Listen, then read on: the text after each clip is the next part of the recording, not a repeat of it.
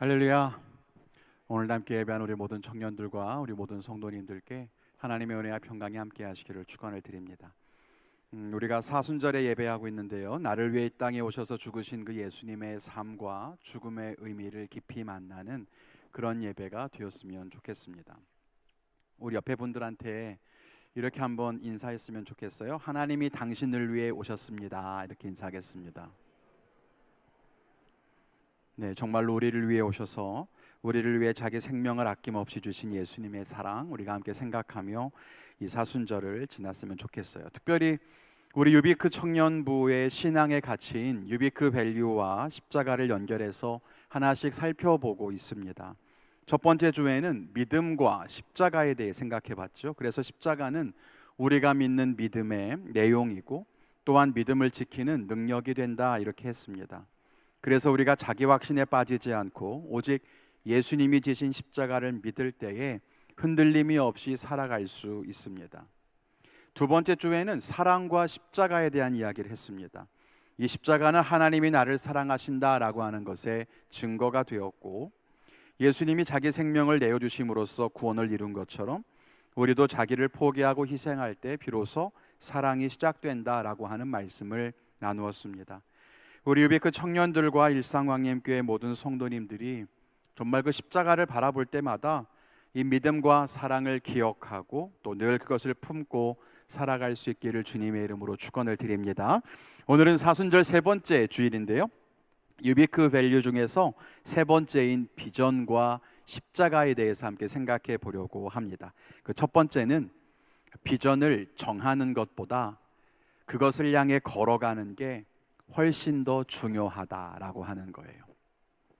비전을 혹은 내 비전이 무엇인가 찾고 정하는 것보다 그걸 향해 끝까지 걸어가는 걸음이 훨씬 더 중요하다는 거예요. 오늘 읽은 본문은 이스라엘이 블레셋과 전쟁을 벌이던 때의 이야기입니다. 몇 주 전에 우리가 왜 자기중심적인 신앙에 대해 말씀을 좀 나누면서 이스라엘이 블레셋과의 전투에서 패배했을 때 언약궤를 가져와라 라고 했던 거 여러분 기억하십니까? 언약궤를 앞세워서 전쟁을 했는데 이전보다 더 크게 패배했다, 이런 이야기를 했었죠.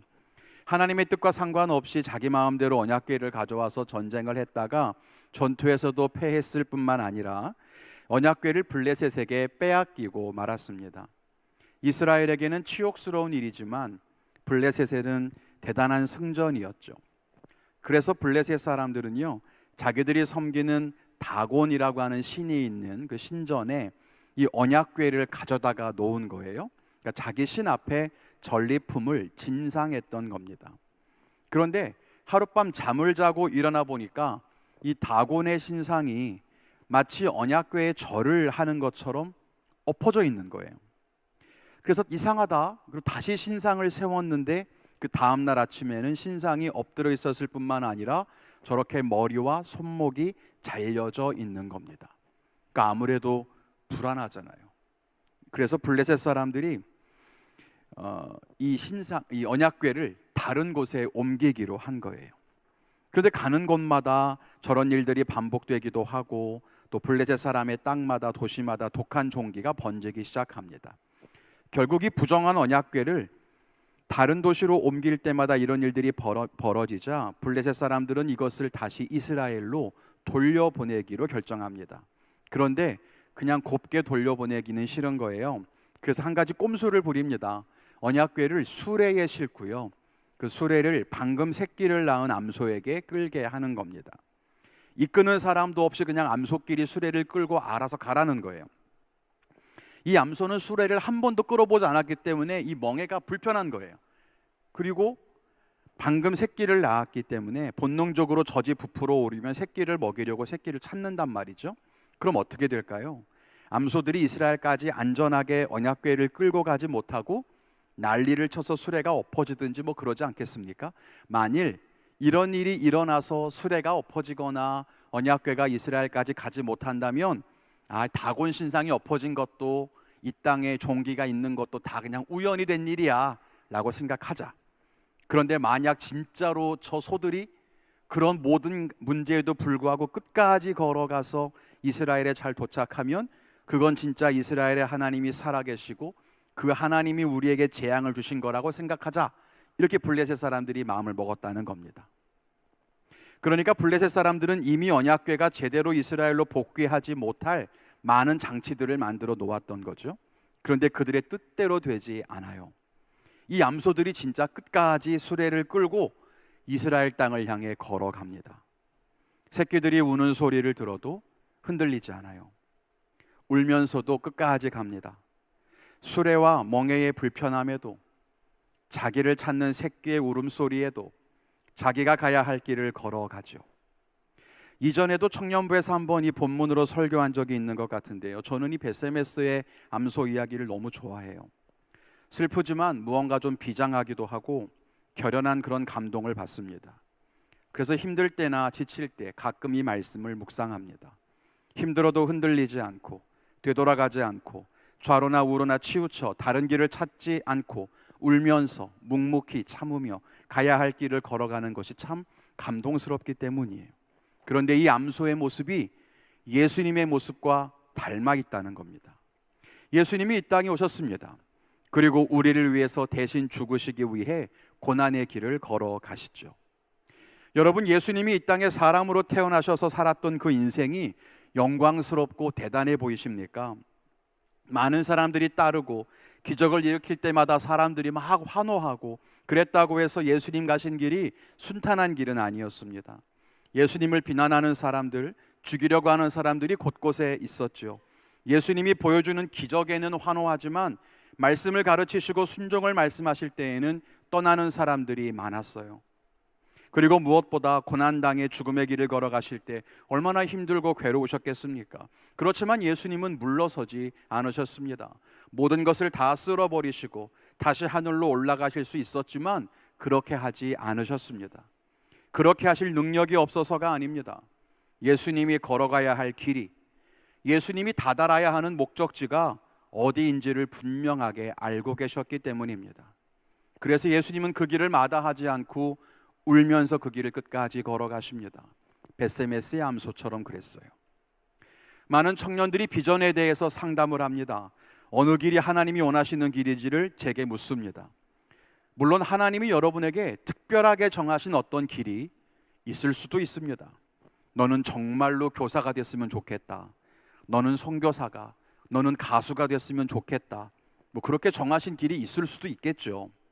그러나 대부분의 경우에는 하나님은 우리의 선택을 존중하고 지지하고 또 그 선택을 도우실 거라고 저는 믿습니다.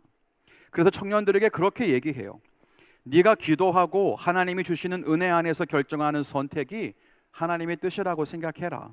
하나님이 무언가 분명하게 말씀하신다면 그 길을 가야 하지만 그렇지 않으면 하나님이 너에게 결정을 맡기셨다라고 생각해도 될 것 같다, 이렇게 말해요. 그런데도 청년들은 답답해해요. 무언가 하나님이 자기의 길을 정해주기를 바라는 거죠. 대학에서 뭘 전공해야 하는 건지, 어느 직장을 가야 하는 건지, 이직을 해야 하는 건지 말아야 하는 건지, 내가 결혼할 사람, 이 사람은 맞는 건지 다 궁금해한다는 겁니다. 하나님이 알려주면 좋겠다, 이런 생각이 있는 거예요. 그런 청년들에게 분명하게 말씀드리고 싶습니다. 비전은 정하는 것보다 그 비전을 향해 걸어가는 것이 훨씬 더 중요하다는 것입니다. 어떻게 비전을 찾아야 하나요? 라고 묻기보다, 내가 가야 할 길이 어디인가요? 라고 묻기보다 당신이 걸어가는 그 길, 지금 걷고 있는 그 길을 끝까지 걸어가는 삶이 더 중요하다고 말하고 싶어요. 우리는 늘 답을 찾는 것에만 집중합니다. 선택과 결정의 어려움을 겪고 긴 시간 고민하고 그렇게 해서 무언가 결정을 해요. 그리고는 또 얼마 안 가서 다시 고민해요. 내가 가는 이 길이 맞나? 이 길은 나랑 좀 안 맞는 것 같은데, 이 여자는 내 영혼의 반쪽이 아닌 것 같은데. 그래서 또 걸음을 멈추고 고민해요. 그럼 여러분에게 묻고 싶어요. 하나님이 여러분에게 정답을 가르쳐 주시면 안 그럴 것 같아요? 하나님이 여러분에게 비전을 딱 하고 주시면, 혹은 여러분의 배우자를 딱 결정해서 가르쳐 주시면 의심도 없이 행복하며 끝까지 아무런 문제 없이 그 길을 걸어갈 수 있을 거라고 생각합니까? 아니요, 안 그래요. 우리가 길을 끝까지 걸어가지 못하는 것은 이 길이 정답이 아니어서가 아니에요. 그 길을 끝까지 걸어가지 못하게 만드는 수많은 유혹과 장애물들 앞에 그저 주저하고 두려워하고 멈추어 서는 것뿐입니다. 비전은요, 목표물을 찾는 것이 아니라 목표를 향해 걸어가는 그 과정입니다. 하나님이 여러분이 어떤 성과를 내고 어느 지점에 돌아가기를 원하실까요? 그래서 거기에 이르지 못하면 실패한 인상이라고 벌 주실까요? 아니에요. 오히려 우리가 답을 찾느라고 헤매고 주저하고 앞으로 나아가지 못하는 것이 더 큰 문제라고 하는 겁니다. 여러분, 달란트 비유를 아십니까? 주인이 누군가에게는 5달란트를 주고 누군가에게는 2달란트를 주고 누군가는 1달란트를 주고 먼 길을 떠났다가 돌아오죠. 그런데 돌아와 보니까 다른 사람들은 열심히 수고해서 더 많은 달란트를 남겼는데 1달란트 받은 사람은 그냥 땅에 묻어두었다가 꺼내어서 주인에게 돌려주지 않습니까? 그때 주인이 뭐라 그래요? 이 악하고 게으른 종아, 이렇게 말한다고요? 이 사람이 그렇게 말해요. 아니, 당신은 무서운 사람이라서 내가 혹시 이걸로 함부로 장사했다가 이윤을 남기지 못하고 원금까지 잃어버리면 혼날까 봐 그랬죠. 이렇게 말을 합니다. 이 사람은 주인이 책망할 것 같아서 주저하느라고 아무것도 하지 못했어요. 근데 여러분, 그 모습이 우리의 모습은 아니냐는 거예요. 주인은 이 달란트를 가지고 무슨 장사를 하든지 거기에는 관심이 없어요. 그저 주인의 명을 받아서 어떻게든 해보려고 하는 그런 마음이 중요했던 거죠. 선한 방법을 성실하게만 했다면 칭찬받았을 거라는 겁니다. 그런데 우리는 비전이 중요하다, 비전을 찾아야 한다라고 하면 정작 우리 삶에 얼마나 성실하게 살고 있냐는 겁니다. 여러분, 지금 내가 서 있는 길이 어디인가, 내가 걷고 있는 곳이 어디인가를 결정하는 것도 중요한 일이지만 지금 내가 걷고 있는 이 길을 성실하게 끝까지 걸어가는 것도 마찬가지로 중요한 일이라고 하는 것을 알아야 합니다. 왜냐하면 걷지 않으면 도착할 수 없어요. 암소의 입장을 생각해 보세요. 이렇게 생각할 수 있잖아요. 멍에를 메고 수레를 끄는 건 내가 한 번도 해보지 않은 일이야. 그러니까 이 옷은 나랑은 맞지 않아. 이 일은 내게 안 맞는 일인 것 같아. 그럴 수 있잖아요. 그렇게 생각하고 날뛰어서 멍에를 벗어버렸다면 어떻게 됐을까요? 또 저 뒤에 나를 부르며 우는 새끼들이 있어. 내가 있어야 할 자리는 어미로서 새끼들을 돌보고 먹이는 거 아닌가? 이렇게 생각하고 돌아갈 수도 있잖아요. 그럼 어떻게 됐을까요? 우리가 수많은 고민과 수많은 유혹 속에서도 지금 주어진 삶에 최선을 다해 살아가야 하는 이유는 분명합니다. 하나님이 다른 길을 아직 말씀하지 않으셨기 때문이에요. 그러니까 끝까지 걸어가는 겁니다. 저는 지금 목사로서 목회를 하며 삽니다. 힘들어도 최선을 다해 이 길을 갑니다. 그 이유는 분명해요. 하나님이 아직 저에게 다른 길을 가라고 말씀하시지 않았기 때문이에요. 그러니까 끝까지 최선을 다해 걸어가는 겁니다. 그때까지 성실하게 살아가는 거죠. 여러분, 비전을 품고 살아가는 삶이 마냥 행복하고 즐겁고 나에게 만족이 될 것이다? 여러분, 그렇게 생각하지 마십시오. 하나님께서 말씀하신 길을 걷기만 하면 정말 행복하고 아무런 고민도 없고 막힘이 없을 것이다? 여러분, 착각입니다. 그 길은요, 어렵고 힘들고 벗어나고 싶을 수 있습니다. 그러니까 여러분 인생이 만약에 재미없고 무의미해 보이고 너무 어렵다고 해서 내가 길을 잘못 든 게 아닌가 속단해서는 안 됩니다. 사랑하는 청년 여러분, 끝까지 포기하지 말고 걸어갑시다. 힘겨워도 또 외로워도 하나님이 분명하게 말씀하시지 않는다면 끝까지 가는 겁니다. 그 길의 끝에서 우리는 하나님이 왜 이 길을 걷게 하셨는지 비로소 알게 될 것이기 때문이에요. 여러분에게 하나님께서 무언가를 말씀하실지 다 알 수는 없지만, 하나님 여러분을 어느 길로 인도하실지 우린 다 알 수 없지만, 혹시 여기에서 누군가가 고민 중인 분들이 계시다면 여러분 꼭 기억하십시오. 무언가 길을 찾기 위해 내게 지금 주어진 삶을 허비하지 말고 지금 걸어가야 할 길을 묵묵히 걸어가는 것, 그 길의 끝에서 하나님 인도하시는 새로운 길을 만나게 될 줄로 믿습니다. 두 번째로는요, 우리 비전의 종착지는 십자가라는 거예요. 드디어 이스라엘 땅에 언약궤가 도착했습니다. 새끼를 두고 울면서 언약궤를 끌고 온 암소들에게 이스라엘 백성들은 수고했다고 꽃다발을 걸어두던지 아니면 먹을 풀이라도 갖다가 바쳐야 되는 거 아니겠습니까? 자기들이 욕심 때문에 빼앗긴 언약궤를 찾아왔잖아요. 이거 얼마나 귀한 일입니까? 그런데 어떻게 하죠? 수레를 부숴서 나무를 만들고 암소를 죽여서 제물로 태워서 하나님께 제사를 드립니다. 암소 입장에서 얼마나 황당하고 슬프고 억울한 일입니까? 잘못은 이스라엘이 다 저지르고 자기는 희생해서 힘든 길을 걸어왔는데 그 마지막이 죽어서 제물이 되는 거라고요? 여러분, 이럴 줄 알았으면 진작 도망가지 않았겠습니까? 저라면 그랬을 것 같아요. 그런데 예수님의 모습이 그랬다는 겁니다. 예수님은 이 땅에 오셔서 우리를 사랑하셨습니다. 병자를 고치시고 귀신을 쫓아내며 하나님의 나라를 선포하셨습니다. 그러다가 고난을 당하고 십자가에서 죽으셨습니다. 예수님이 이 땅에 오실 때부터 결정된 최종 목적지, 그곳은 십자가의 자리였습니다. 예수님이 사람으로 태어났을 때부터 십자가는 결정돼 있었고, 예수님이 자라나는 순간에도 십자가를 향해 나아가는 삶이었습니다. 기적을 일으킬 때나 고난을 당할 때나 영광스러운 순간이나 수치스러운 순간이나 예수님의 모든 길은 십자가를 향하고 있었습니다. 그게 예수님의 비전이었습니다. 어쩌면 우리의 비전도 그럴지 모릅니다. 우리의 인생은 어디를 향해 가고 있습니까? 여러분이 하나님께 나의 비전이 뭔가요? 라고 묻는 이유는 뭡니까? 어디로 가야 내가 형통할 수 있을까요? 아닙니까? 어디로 가야 내가 원하는 인생을 쉽게 살 수 있을까요? 여러분, 그래서 묻는 거 아니에요? 그런데 하나님이 우리에게 원하시는 우리 인생의 마지막 종착지, 우리의 비전의 종착지는 십자가입니다. 결국 자신을 내려놓고 자기를 포기하는 자리, 나의 자아가 죽는 자리, 그곳으로 우리를 인도해 가시는 겁니다. 그래서 비전의 목적지는 십자가라고 말할 수 있는 겁니다. 여러분은 이 사실을 받아들일 수 있습니까? 여러분이 걸어가는 인생의 끝에 정말로 호화롭고 여러분이 원하는 그런 존귀한 것들로 가득 찬 곳이 아니라 십자가의 언덕이라면 여러분은 진짜 하나님께 비전을 묻고 걸어갈 수 있냐는 거예요. 우리는 비전에 대해서 올바른 시각을 좀 가질 필요가 있는데요, 먼저 비전이라고 하는 건 나의 꿈이 아니라 하나님의 꿈을 말하는 거예요. 내가 바라는 꿈은 뭡니까? 무엇이 될 것인가?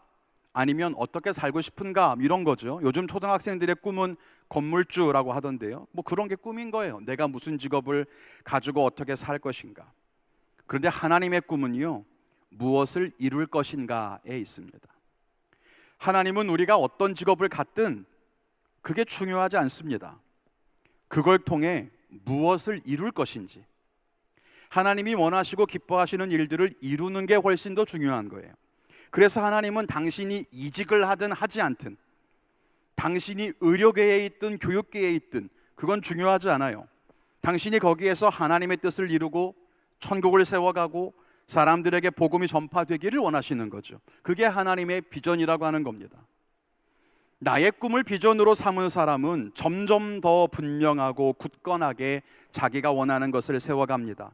시간이 지날수록 목표에 가까울수록 점점 더 자기 꿈을 꽉 쥐고 흔들리지 않아요. 자기의 모습이 점점 강해지는 겁니다. 자기의 세계가 견고해지죠. 그러나 하나님의 비전을 품은 사람은 자기가 점점 사라져 갑니다. 내가 어떠한가 보다 하나님의 뜻이 이루어지는가가 중요하기 때문입니다. 그래서 시간이 지날수록 오히려 약해지는 것처럼 보입니다. 그리고 하나님의 뜻이 완성되는 그 순간에는 자기의 모습은 사라져 버립니다. 이 암소들이 제물이 되어 타버리고 언약궤가 이스라엘에 돌아왔듯이, 예수님이 십자가의 죽으심으로 구원이 이루어졌듯이 우리의 모습은 없고 하나님의 뜻이 이루어지는 것, 그게 비전이라는 거예요. 또 하나, 진짜 비전은 하나님께 영광이 된다는 것입니다. 우리는 비전을 이루면 내게 무언가 유익이 있을 거다, 내게 영광이 될 거라는 암묵적인 생각을 갖고 있습니다. 하나님이 나에게 주시는 비전대로만 살면 형통하지 않을까, 하나님이 도우셔서 그 분야에서 꽤 괜찮게 살지 않을까, 이런 생각이 다 있을 겁니다. 그러나 하나님이 주시는 진짜 비전은 결국 내가 영광을 취하는 것이 아니라 하나님께 영광이 됩니다. 암소들이 제물이 된 이유는 하나님께 제사를 드리기 위해서였습니다. 슬픔을 딛고 수고하며 길을 걸어온 암소는 죽고 하나님은 영광 받으시는 겁니다. 예수님도 그랬습니다. 예수님이 죽으셨을 때 사람들은 조롱했고 비난했죠.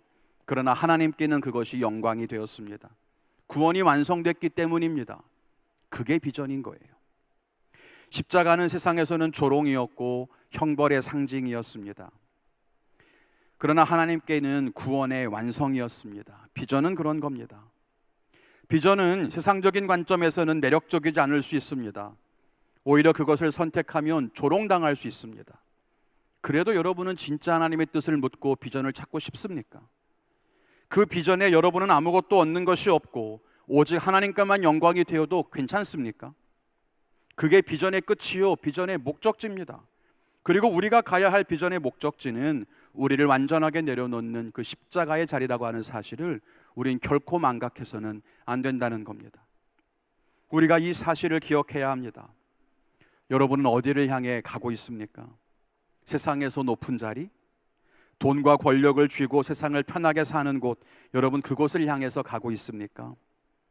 하나님이 그 길을 인도하시는 건 진짜 맞습니까?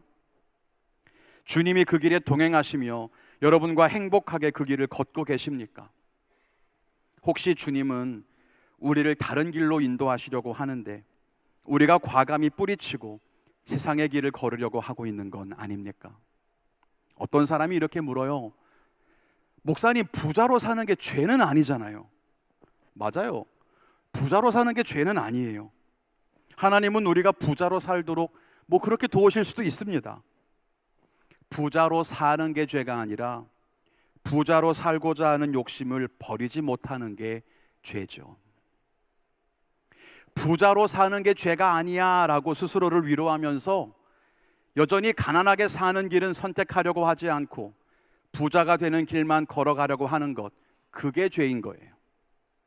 높아지는 게 죄는 아니라고 스스로 속이면서 우리는 낮아지는 길은 선택하려고 하지 않습니다. 그게 죄라는 거예요. 그런 우리에게 예수님의 십자가는 우리가 나아가야 할 분명한 길이 어디인지를 가르쳐 줍니다. 우리 청년들과 성도님들이 십자가를 향해 나아가는 이 길을 정말 끝까지 걸어갈 수 있기를 주님의 이름으로 축원을 드립니다.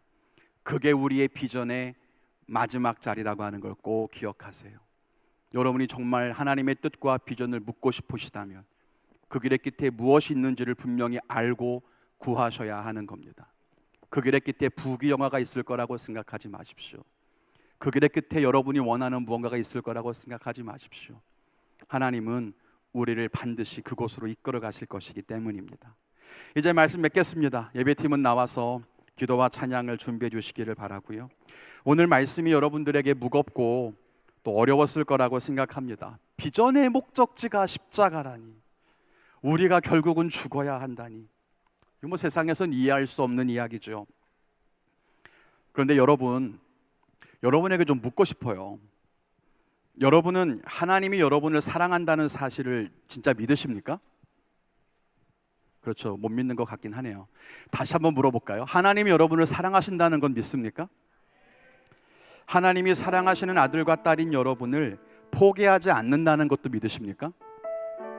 우리를 사랑하는 그 하나님이 그런데 우리를 힘겨운 길로 인도하신다?